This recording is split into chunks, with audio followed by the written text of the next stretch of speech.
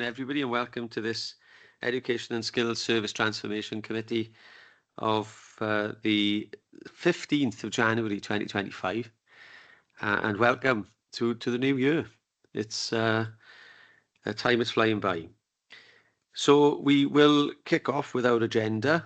Can I ask, Gareth, have we got any apologies for absence? Okay, thank you. The second item on the agenda, as ever, is disclosures of personal and prejudicial interest. Do we have any? Can't see anyone indicating. No, okay. And then we move on to item number 3, the minutes of the previous meeting. So if we look at the minutes for the meeting of the 4th of December, can we go through each of the 5 pages, please? Page 1,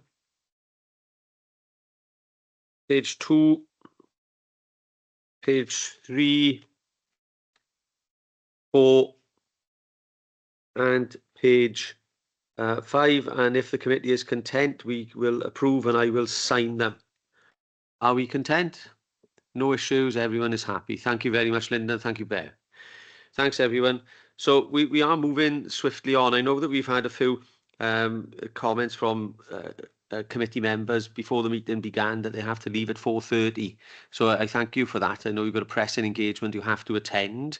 So without any pressure on the officer delivering the report today, of course, take your time. We've got to go through everything thoroughly, as ever. Can I ask Helen Morgan-Rees, please, if we can move on to item number 4, progress update on work to develop a new Swansea Council behaviour policy for schools.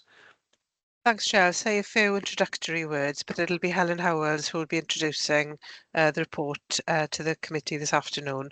So essentially, the report focuses on the traction in terms of this policy development, and indeed the input of this particular committee is considerable really in terms of the engagement level, not just in the committee room here and in the virtual room, so to speak, because we're all pretty virtual this afternoon, I can see, but also during specific engagement events. There have been 3 workshops to date, I believe, around this specific issue of developing a new behaviour policy for Swansea schools, for want of a better word. We still have that behaviour word in inverted commas. But I think acknowledging, first of all, that the committee has been pivotal, really, in helping us shape this policy, and we continue to work with stakeholders. But I'm not going to steal Helen's thunder because I know she's prepared to just provide the highlights of our ongoing progress with this policy development. Thank you, Helen. And on that point, I can hand over to Helen Howells. Helen? Thank you so much, Chair. Apologies, I did want to be there in person today, but I felt it was a bit unfair to share my germs with everybody. So I thought if it's okay, I'll come virtually. So absolutely, Helen. Thank you for your consideration. I'm sure you will be just as good in the virtual world as you are in person. Thank you. Oh, I hope so. Thank you. Yeah, so I'll just take you through Kate's report and then provide a little bit more detail about the workshop discussions and what we're trying to achieve. So I've also prepared a short PowerPoint which gives more detail. So in terms of background, our inclusion strategy was agreed by Council in May 2023. Its vision is to continue to develop and promote a culture of true inclusion and entitlement. Sorry, Helen. Sorry, can I just interrupt quickly? Yeah, Could you say you prepared a PowerPoint? Because if you prepared a PowerPoint, we're not seeing anything. No, that's fine. So I'm taking you through the report first and foremost, and then I'm going to share a PowerPoint which just gives a little bit more detail about the workshop discussions, if that's okay. Lovely. Yes, thank you. Okay, thank you. So as I was saying then, the inclusion strategy was agreed by Cabinet in May 2023. The vision was is to continue to develop and promote a culture of true inclusion and entitlement to excellent education that maximises opportunities for sustainable, resilient and equitable education for every learner in Swansea. So the inclusion strategy identifies 5 main priorities to achieve this aim. And the one that I'm going to be concentrating on today is the aim around promoting inclusion. So in terms of promoting inclusion, our work streams have been identified within this priority to focus on developing that revised behaviour strategy for schools in Swansea. And we are grateful, as Helen said earlier, for all the input of the Education Service Transformation Committee and your engagement guidance to its development process. So in terms of the information that we'd received and why this has come around in terms of background, information from our school-based colleagues and the data collected reflects that national picture of difficult behaviour exhibited by pupils in schools, therefore indicating that current approaches need revising. Some potential reasons for these changes have been identified and listed in the report. They are included, but not limited to the impact of the pandemic, the poverty and cost of living crisis, social media use and the rise in social media use, substance misuse, increase in violent crimes, recruitment challenges in school, which is an ongoing challenge, and our challenging budget positions. There's also been an increase in additional learning needs and neurodiverse students. So for these reasons, the local authority is developing a behaviour strategy and policy for schools to better support all of its learners. So this is being co-designed with schools and multi-agency partners. The strategy aims to address inconsistencies in approaches across schools, or some inconsistencies in approaches, and align with our legal obligations. That is including the Education Act 1998, Education Inspection Act, the UNCRC, Wellbeing of Future Generations Act. And our goal is to create an inclusive, collaborative and holistic approach to improving educational outcomes for all learners. So if I move on to the progress to date, it's been substantial. We've held 2 multi-agency meetings or workshops initially, and these were held face-to-face with over 120 attendees. We're really impressed with our representatives. They've been from schools, education officers, local health board representatives, Public Health Wales representatives, social workers and other social services representatives, Welsh Government, attendees from the Service Transformation Committee, trade unions and Swansea Parent Carer Forum members, as well as others. So we've got a breadth of experience and stakeholder engagement. Additionally, for those people who were unable to attend, we did provide a survey, and this was completed by a further 22 stakeholders. So initially we had that really good information. So all the information from the workshops and the surveys have been collated, analysed and themed. The main issues identified are listed in the report, but I'll just go through them quite quickly. Main issues are around dysregulation, emotional responses, that increased physicality that schools are seeing, the gap between home and school expectations, some insufficient resource for LA to provide support, children with what is termed complex needs and ALN. Now, I'm not sure whether Kate has mentioned this in other STCs, but that term complex, whereas in ALN there is a very specific term around complex needs. School teachers and school colleagues are using the term complex in terms of those areas listed earlier, in terms of substance misuse, in terms of environmental issues, a whole host of issues that are coming together to cause complex problems for the child. And lastly, around that lack of respect that's shown towards members of staff within school, being cited as a huge area of concern. So again, information around the approaches needed to support schools and learners has been collected from the workshops and the surveys. So this is all the work that's come from the stakeholders. And these are again listed in the report, but I'll just go through them.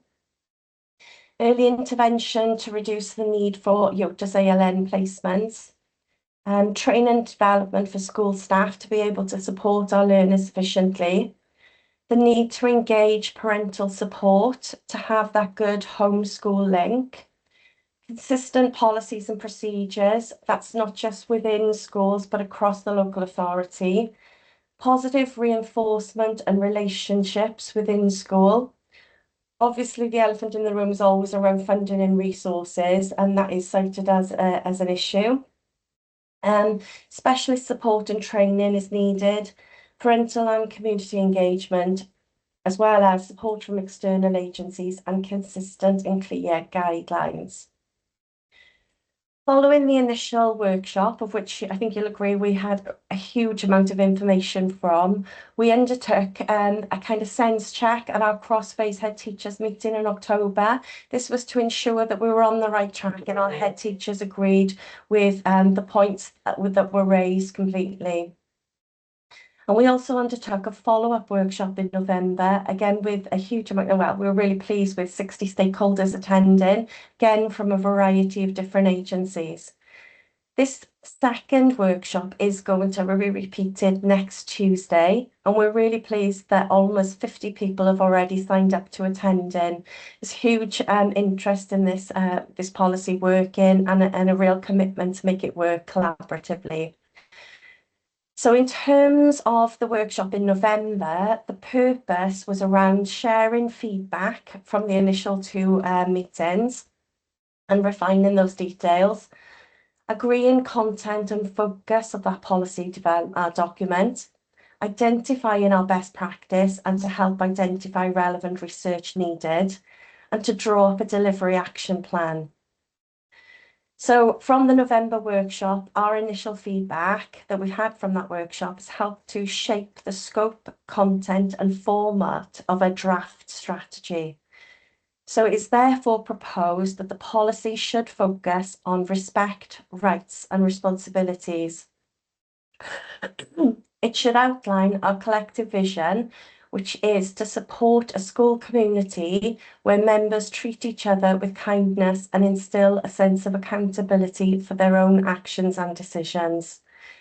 So it will also include a model policy for schools, which will be included, which can be included within the wider strategy, and for school leaders and governance to choose to adopt if they so wish. We want the policy to also include a toolkit providing practical advice underpinned by strong evidence-based rationale. And we are also then, to summarise, grateful for the work of the Education Service Transformation Committee, and we're really pleased that you'll oversee the work to its conclusion by Easter this year. We've provisionally scheduled a date for the launch of the policy and the accompanying strategy, which is the 21st of March. And we will really welcome your feedback and input on the content of this report before I put together the PowerPoint to explain in more detail. So is there any questions, Chair, at this point? I can't see anyone indicating at the moment. Just about that last point though, Helen, a launch event provisionally scheduled for the 21st of March. What is the launch event? What's the purpose of that launch event? And is this to engage stakeholders? I'm just thinking about the timing of the final reports for this committee. That meeting will be held on the 9th of April. So the 21st of March clarification will be helpful, please. Yes, certainly, Chair. The 21st of March date has been put in to launch the policy and strategy for stakeholders. You're absolutely right. It will be for stakeholders. It will be about launching our remit, our vision, our aims, what the policy and strategy intends to achieve, and how we can best achieve that together. Okay, thank you, Helen. Councillor Mike White. Thank you, Chair. Yes, thanks, Helen. 2 points, really. Within this stakeholder group, did you mention housing or and housing associations? I think this is very important because often we have difficulties with having access if we've got issues with, especially with attendance and things like that, or try to speak to people if there are issues that they might need support of us as well, plus through education within those departments. And secondly, in regards to the toolkit, is this going to sort of be based on, like we got policies now, or all the criteria is built in within the terms of reference of that committee? Is that going to be the toolkit based on the same type of style for schools to adopt? Yeah, if I can just come back in there. Thank you so much for your question, Councillor White. In terms of housing, yes, they have definitely been invited to every single workshop. I'll have to check the attendee list. I don't believe that anybody has attended from housing. But I do attend as well as obviously as part of my other duties, I attend the corporate safeguarding steering group. So I do mention the work of the behaviour strategy in the behaviour workshops at that time, and I do collate the information back, and there is a housing representative at that point. I hope that answers your first question. In the second instance, the toolkit. So part of what we've done and what we're trying to achieve is making sure that everything we give to our schools is completely evidence-based. So we've engaged some support from our school staff and school-based colleagues in terms of being the experts to research and thoroughly investigate the best tools really that schools can use, and that toolkit then will be based in evidence and part of that final strategy and policy. So I'm not entirely sure I've answered your question properly, but I can see Helen's hand up. She might come in there to help me. Helen Morgan-Rees, please. Thank you, Chair. In reference to an earlier point in terms of the sequencing, it might be helpful first for this committee to see the final draft of the policy before it's launched, given the significant input of the committee. It really needs to be rubber stamped here, I would suggest, Chair. Yeah, absolutely. Thank you, Helen. Yeah, that's fine. Thank you, Helen. Mike, can I just ask, Councillor White, are you content with the answer from Helen Yeah, Howells then? yeah. Is that okay? Yeah, as I say, I know that obviously we've got we've got the housing, we've got our own housing. We've got regional social housing as well, like the Gwalia group and people like that, Pobble, where obviously people who've got tenancies where there might be issues that perhaps to getting access to perhaps for children about non-attendance, but perhaps in working together, with education and housing, so we can make sure that we can approach and have access if needs be. Yeah, and in regards to the toolkit, what I was getting at, Chair, currently within our policies now, when our policies is written, and the makeup of what that policy is about, we've got a terms of reference in there which sets out the different criteria, because we believe it's important that this is there, because parents have a legal right to see the policies of the school, so they can actually see exactly what areas that we are covering within those areas of that policy. That's lovely. Thank you, Mike. I think, can I just add, and when Helen could correct me if I'm wrong. When I read this, it looks like parental involvement and support is a central consideration on page 8. And as we go forward there, I noted down, looking at working together with all the key partners, and the importance implied in here was to reinforce parental responsibility as we go forward. Is that fair, Helen's? Yeah, if I can come in. Yes, I think what we're trying to do is engage with parents more and looking for ways in which we do that. We recognise that things have changed since potentially the pandemic, so we were looking at ways in which we can engage with our families and our learners. So yes, there is that sort of issue between the homeschool link. In terms of the housing, though, Councillor White, I do take your point, and I think it might be helpful if I do a little bit more research with all those different housing groups, and maybe undertake a session with that group themselves, so we can add their input into the policy. So it's a really good suggestion. Thank you.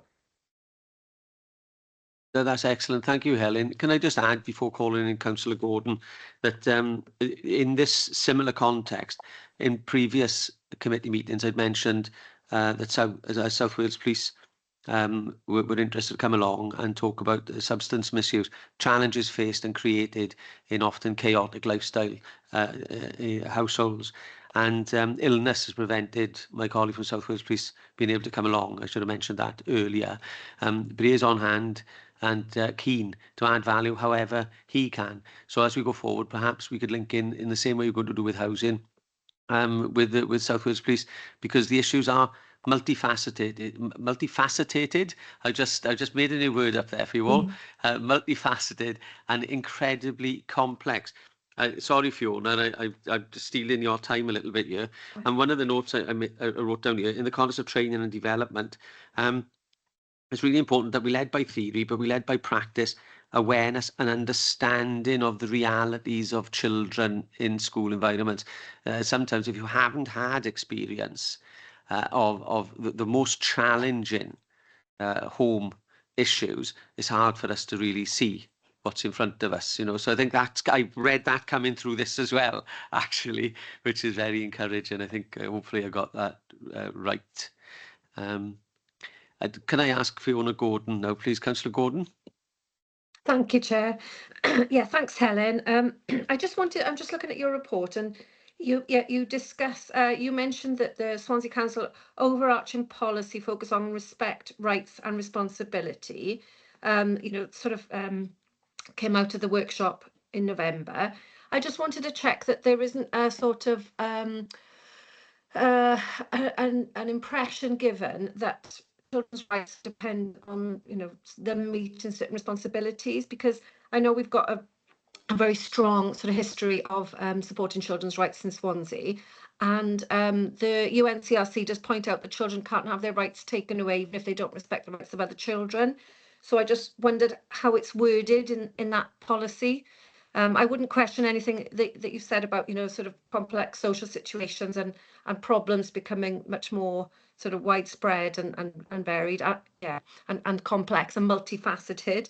But I just just wondered about the wording there with rights and responsibilities, if you can help me, Helen. Yeah, of course. So these are the wordings that are coming out of the stakeholder groups, as you said. Nothing is set in stone as yet, because we haven't had our second stakeholder group mirroring the one in November. So we wouldn't want to make any sort of sweeping statements as yet. But what's coming through strongly is those themes around rights, responsibilities, and so on. However, I take your point. When I sit down with Kate to look at this and how we finalise it, I'll make sure that your points are really clear and completely understand where you're coming from in terms of the rights of the child there. So thank you. It's a really good point. Thank you. Thank you. Chair, do you mind if I just come in as well and just Yes, go on, Helen. let you know that South Wales Police have been invited to every single workshop. Unfortunately, they haven't, as far as I'm aware, been able to attend, but you are right, and I will do that. I will contact South Wales Police to have that sort of engagement process in terms of behaviour as well. So thank you. The head of community engagement and partnerships, I'll pass on his contact afterwards, but he's a first class officer. Okay, can I ask Councillor Robert Smith, please? Yes, thank you, Chair. Just want to thank Helen Howells and the team for preparing this report this afternoon. What I think we've got in front of us is an excellent summary of where we are, and I think a fairly honest appraisal of the challenges facing our education system in Swansea schools, the whole system as well. But also, when we look at the approaches needed there, we are looking at a range of interventions, of support, of behaviours, of things like ensuring consistency, making sure that the training is there, that the external agencies. So it's pulling all of these things together, and I think that's what we need to do, is to pull all of these together and get the system working as a cohesive whole. So again, Helen, thank you very much for the work that is going on into this. We know it's a serious problem, and it's an escalating problem. And I think, as we're saying here, we're going to need a lot of different agencies pulling together, working in the same direction, pulling in the same direction and working to the same agenda if we're going to address these issues and help our learners and help our young people to make progress and to flourish. Because, you know, what we're going to realize is that this is holding them back. These kind of problems are holding them back, and we need to assist them to overcome those issues. Thank you very much, Robert. Okay, back to Helen. Thank you. I'm just going to share my screen. Apologies, I know that some people said that they needed to be away by 4:30. This is very short presentation. I'll try and keep it really concise. So thank you so much for those people who will be remaining. Okay, so I'm hoping that you can see my screen. Yeah, that's fine. Thank you, Helen. Can I just confirm for the committee that we will remain quorate when our colleagues have to leave? Thank you. Thank you. Sorry, just put my notes up. Okay. So in terms of what I've got prepared for you today, it's just a very brief overview of what we've been discussing and the main issues around the workshops. So in terms of the last workshop in November and the one that we're going to repeat next week, around the aims, we really made it clear that these needed to be aspirational but achievable. So what we wanted to come out of this workshop was around designing and agreeing a vision, including the name. We think we're almost there with the name. I mean, there was a lot that was talked about in terms of ready to learn policy, that rights, responsibility, and so on, and that sort of name for it. We really want to come away from the idea of behaviour, because for me and for other people within the workshops, behaviour is around communication and not something that should be seen as derogatory in any way. So we wanted to agree scope and content of policy. We wanted to agree that there needed to be that school example policy, that exemplar policy, a strategy and delivery plan, and that toolkit content. So one of the first activities we undertook was to look at the 12 main priorities that are already come out of the previous workshop and rank them. So we looked at them and we discussed the information around it. So we really looked into this in quite considerable, detail. So the reason for this was around, sorry, bear with me. The reason for this was around the fact that what we wanted to do is put together this high quality strategy and policy, and really wanted to really dig down to what was important to everybody. So you can see there how this has been ranked. And as part of that, we explored, like I said, the detail behind some of those principles. So, for example, that back to basics approach there wasn't around, bringing back the cane or anything. It was about being really clear about expectations and focusing on what is important. Those clear rules, expectations agreed by all, the good teaching and learning, and pupils knowing what is expected from them. So around our so what we want to really sort of tell our audience and tell the attendees is our expectations of that policy or strategy. Now, we know that all schools, for example, must keep a written statement and general principles on behaviour and discipline. It's a statutory policy and is part of their normal everyday procedures. In terms of excludance guidance, for example, only a head teacher can make that decision to exclude a pupil or not. All parties have to be aware of their roles and responsibilities. And as an LA, we can't go beyond our legal remit, and we have to recognise our school's autonomy, and they have to do that as well. So it's really about setting that expectation of our policy and our strategy, and really what we were expecting from everybody. So we wanted to, bear with me a minute. So in terms of our policy scope and content, What we wanted to really look at was around the vision, aims, principles, expectations from every partner, what strategies we could employ, and the tools that we could employ to get to where we wanted to be. What we have done is put together our draft aims. Now, this has come from the workshop themselves. It's come from everyone who took part in those workshops. And it's around linking that to our vision from the inclusion strategy, where we want to maximise the opportunity for every learner, and around the vision that we want to achieve for our behaviour or ready to learn policy in terms of that treating each other with kindness, instilling that sense of accountability. So the first one we looked at was promoting respect and responsibility, to foster an environment where all members of the school community treat each other with kindness and consideration. And this aim is supported by the early intervention, specialist support, and that positive reinforcement. So we're looking at our aims and looking at what we've been told by the workshop is the best way to achieve our aims. The second one is around encouraging parental and community engagement.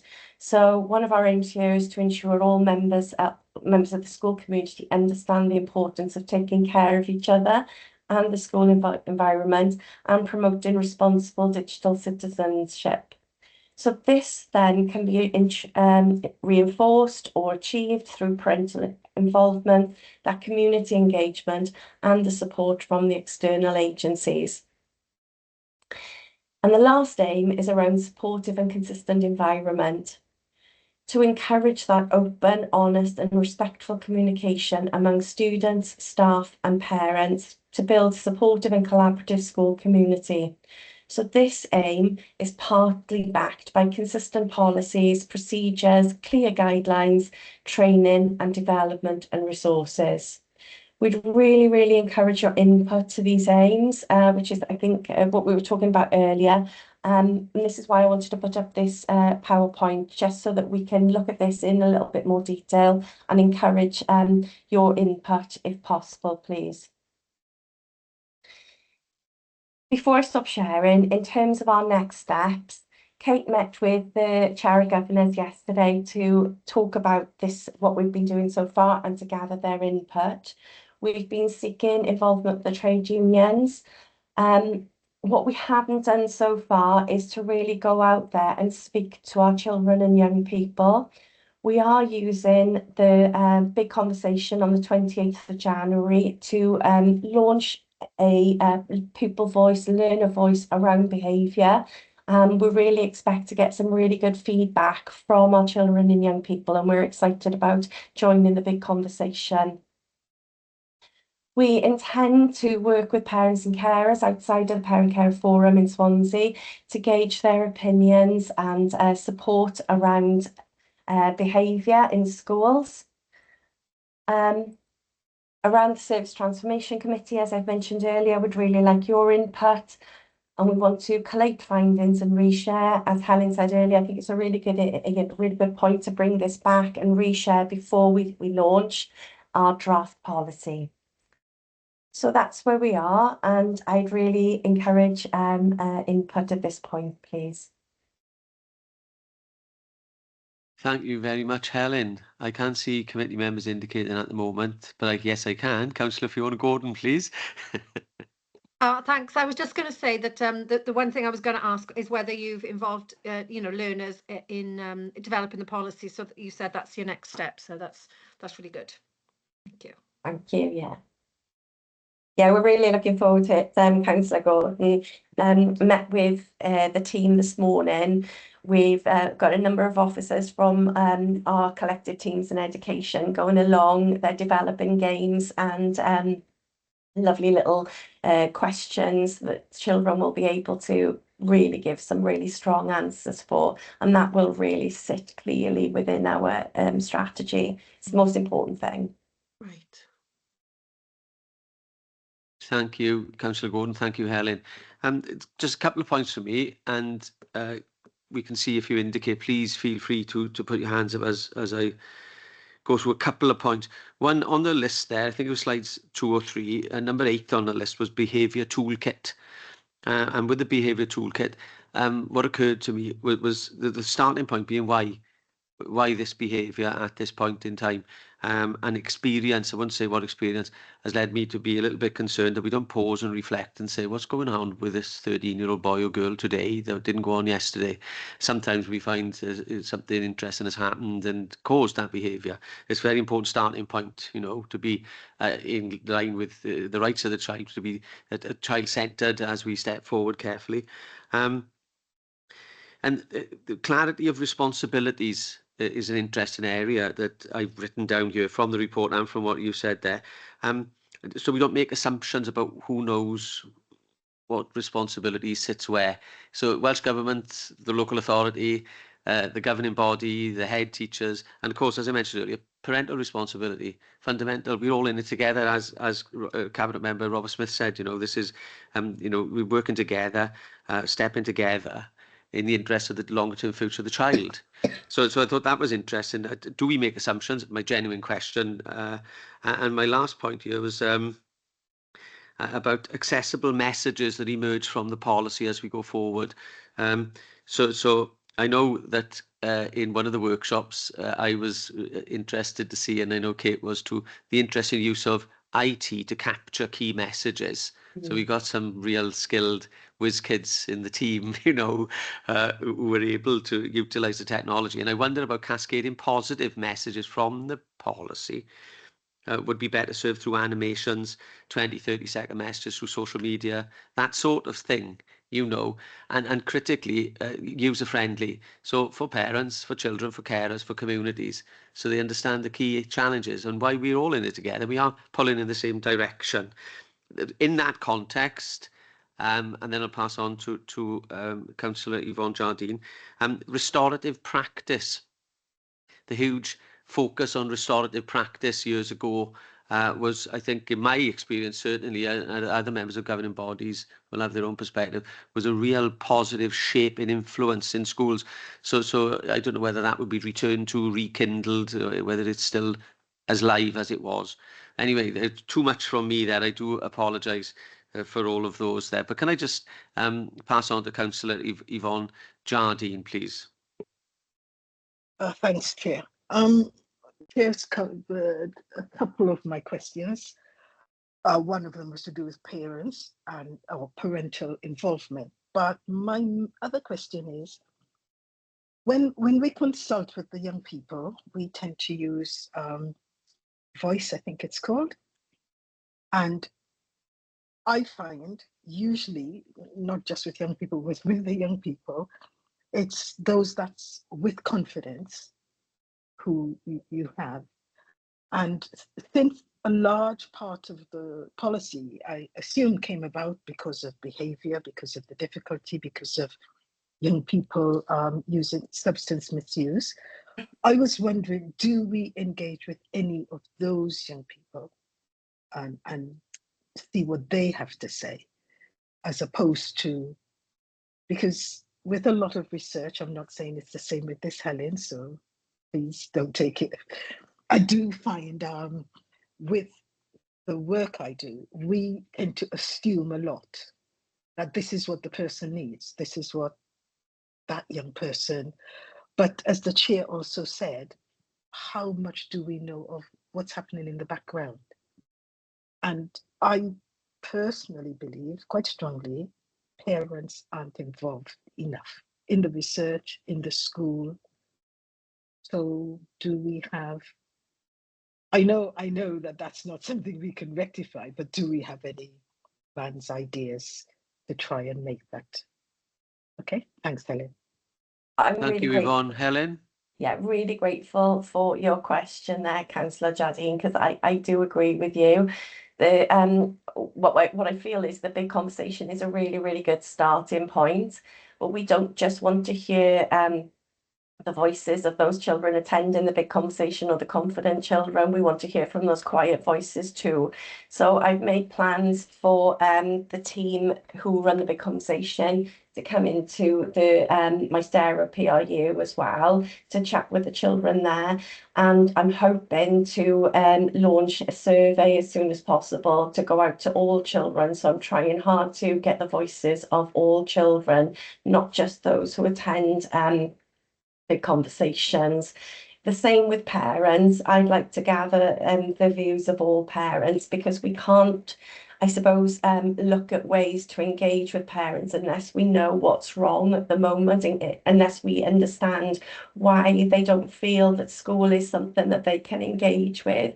And once we've got those answers, we can start looking at how we build those blocks to regain that confidence between parents and school. And I don't feel that this is every parent at all, and I feel like I'm making wild assumptions now, but it is around some of those parents who have had that breakdown in confidence between schools and parents.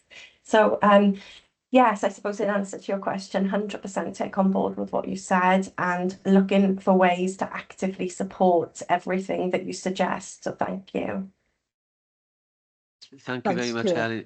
Thanks, Thank you, Yvonne, for that.